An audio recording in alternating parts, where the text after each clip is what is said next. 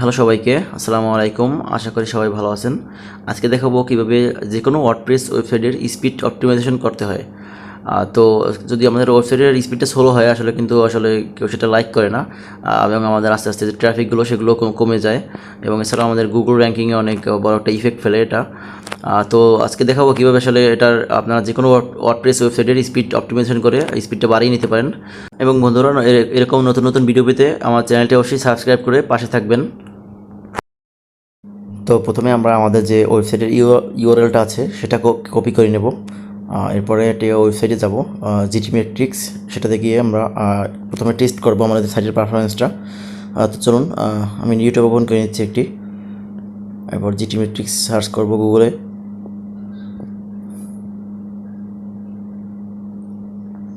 এরপর জিটি মেট্রিক্সের ওয়েবসাইটে যাব। এরপর এখানে আমি আমাদের যে ইউআরএলটা কপি করেছি সেটা পেস্ট করে দেবো আমি এখানে। এরপর টেস্ট ইউর সাইট এখানে ক্লিক করে দেব। তো এটা একটু লোড হবে। এখানে আমরা দেখতে পাবো আমাদের পারফরমেন্স গ্রেড কত আছে আমাদের ওয়েবসাইটের।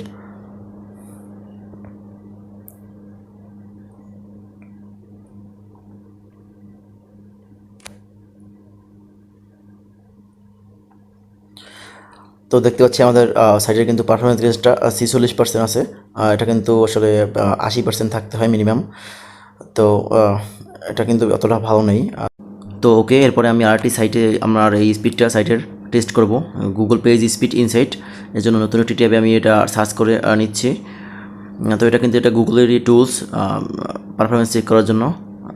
তো আমি এটা ওপেন করে নিচ্ছি।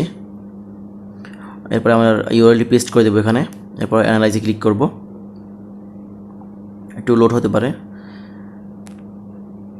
এরপরে আমি দেখতে পাবো আমার মোবাইলের এবং ডেস্কটপের পারফরমেন্সটা এখানে আসবে। তো দেখুন, ফোনে আমার আছে মোবাইলে 56% পারফরমেন্স। এটা কিন্তু মিনিমাম 60 থাকতে হয়, তো নাহলে গুগলের র্যাঙ্কিংয়ে অনেক সমস্যা হতে পারে। এটা 60 থাকতে হবে মিনিমাম। আর ডেস্কটপে থাকতে হবে মিনিমাম 80+। তো ডেস্কটপে কত আছে দেখে নিই আমরা। ডেস্কটপে আছে আমাদের 74%। তো এটা 80% থাকতে হয় মিনিমাম। তো এখন আমরা আমাদের এই সাইটের স্পিডটা কীভাবে আমরা বাড়িয়ে নিতে পারি সেটা দেখব।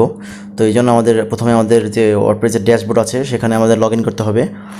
তো আমি লগ ইন করে দিচ্ছি, আমার লগ ইন করাই আছে আগে থেকে। তো এরপরে আমরা এখানে এসে একটা আমাদের প্লাগ ইন প্রয়োজন হবে। আমি অ্যাড নিউ প্লাগ ইনে যাবো। তো এই প্লাগ ইনটা আমি অবশ্যই আপনাদেরকে দিয়ে দেবো। তো প্লাগ ইন থেকে অ্যাড নিউতে যাব।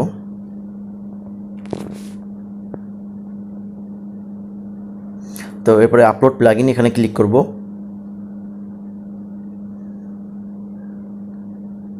তো এরপরে আমি এখান থেকে আমাদের যে প্লাগ ইনটা আছে এটা এখান থেকে ইনস্টল করতে পারবো। তো অনেক সময় এখান থেকে সমস্যা হয়, ইনস্টল নিতে চায় না। তো তার জন্য আমি এটা সি প্যানেল থেকে আপলোড করব। তো কীভাবে সি প্যানেল থেকে আপলোড করতে হয় সেটা আমি দেখিয়ে দিচ্ছি আপনাদেরকে। তো এই জন্য আপনাদের প্রথমে সি প্যানেল লগ ইন করতে হবে। তো আমি আমার সাইটের যে সি প্যানেলটা আছে সেখানে এখন লগ ইন করবো। তারপরে দেখাবো কীভাবে আপনারা আপলোড করবেন এই প্লাগ ইন ফাইলটি। তো চলুন, আমি যাচ্ছি, আমার সি প্যানেলে প্রবেশ করছি।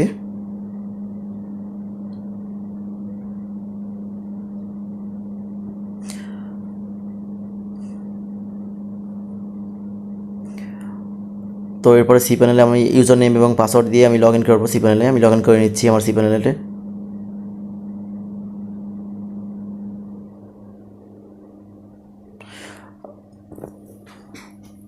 তো সি প্যানেলে লগ ইন হওয়ার পরে আমাদের যে কাজটি করতে হবে, আমরা ফাইল ম্যানেজারে যাব। ফাইল ম্যানেজার ক্লিক করলাম আমি। এরপর এখান থেকে পাবলিক HTML এখানে ক্লিক করব। এরপর ডব্লিউপি কন্টেন্ট। এরপর এখান থেকে প্লাগ ইন এখানে ক্লিক করব।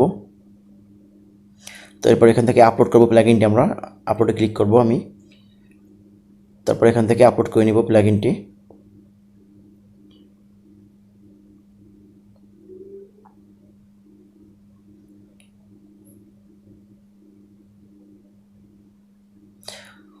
আপলোড হওয়ার পরে আমি এটা ব্যাকে ক্লিক করছি, সরি।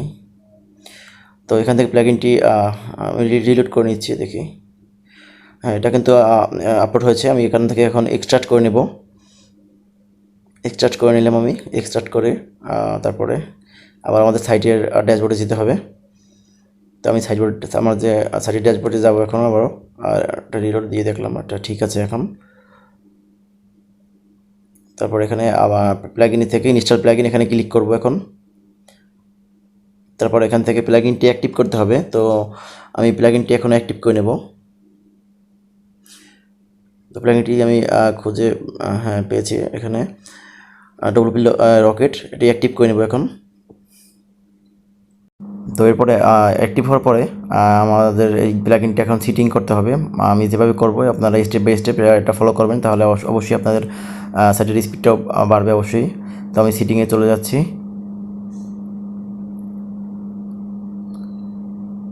একটু লোড নিচ্ছে।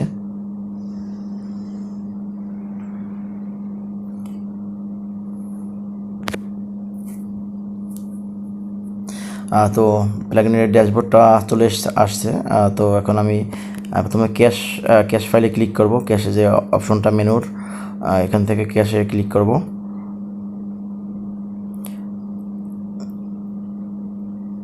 এরপর এখান থেকে এগুলো সবগুলো ইনেবল করে দেব।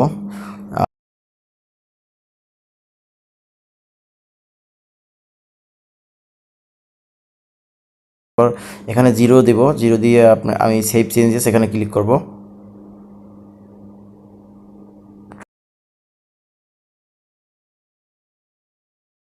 এরপরে ফাইল অপটিমাইজেশনটা এখানে ক্লিক করব এই মেনুটাতে। এরপর এখান থেকে আমি যে এই অপশনগুলো আছে এগুলো আমি ইনেবল করে দেব।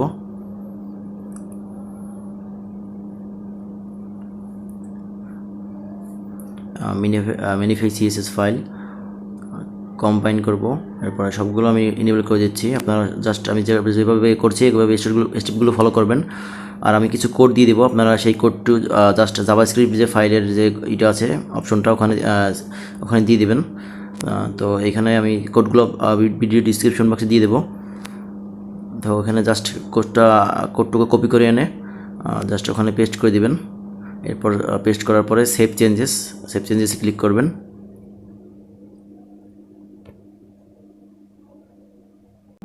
এরপরে আমি মিডিয়া যে মেনুটা এখানে ক্লিক করব। এরপর এখান থেকে এগুলো ইনেবল করে দেব। তারপরে আমি সেভ চেঞ্জেস ক্লিক করব এখানে।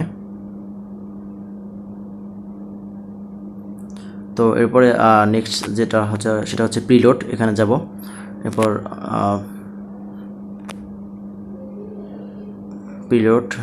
পিরিয়ড আসছে। এরপর আমি যে পিরিয়ডের যে অপশনগুলো এগুলো আমি তো ইনেবল করে দেওয়ার পরে আমি জাস্ট সেভে ক্লিক করব। আর কিছুই করতে হবে না, ইনেবল করে সবগুলো সেভ করে দিলেই হবে।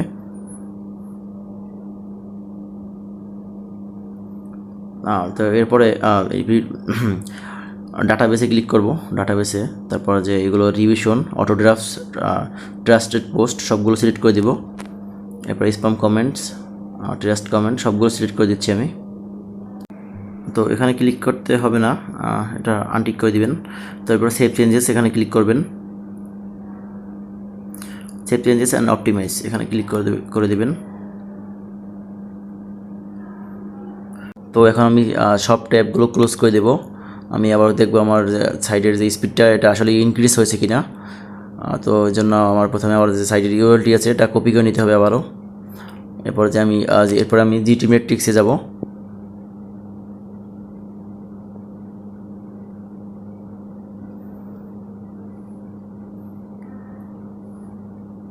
এরপর আমি ইউআরএলটা পেস্ট করে দেবো এখানে। এরপর টেস্ট ইউর সাইট এখানে ক্লিক করবো আবারও।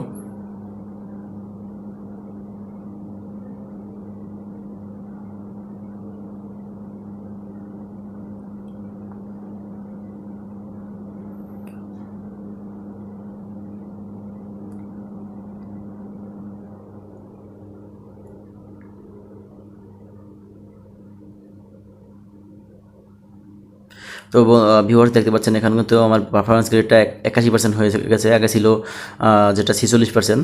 তো আমি এখন গুগল পেজ স্পিড ইনসাইট সেখানে গিয়েও দেখবো যে আসলে এটার স্পিডের পারফরমেন্সটা কতটুকু আপডেট হয়েছে, ইনক্রিজ হয়েছে কতটুকু।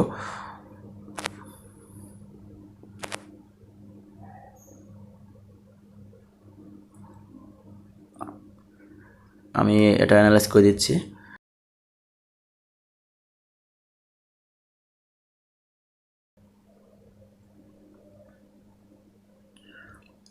তো দেখুন এখানে আমার এখন এটাও কিন্তু অনেক আপডেট হয়ে গেছে, ইনক্রিজ হয়ে গেছে স্পিডটা। আপনার মোবাইলে আসছে, আমার আসছে 82 এবং মোবাইলে আসছে 82% এবং ডেস্কটপে আসছে আমার 99%। তো ভিউয়ার্স, নতুন নতুন এরকম হেল্পফুল ভিডিও পেতে অবশ্যই আমার চ্যানেলটি সাবস্ক্রাইব করে রাখবেন। আরেকটি কথা যেটা হচ্ছে, আমার এই প্লাগইনটি ইনস্টল করার পরে অনেক ওয়েবসাইটে কিন্তু অনেক বাগ আসতে পারে বা সমস্যা হতে পারে যে কোনো অপশনে। তো আপনারা তাহলে সিম্পলি এই প্লাগইনটি আনইনস্টল করে দিবেন, তাহলে হয়ে যাবে। তো আশা করি ভিডিওটি আপনাদের ভালো লাগছে আজকে অনেক। তো আজকে এই পর্যন্তই। আল্লাহ হাফেজ, আসসালামু আলাইকুম।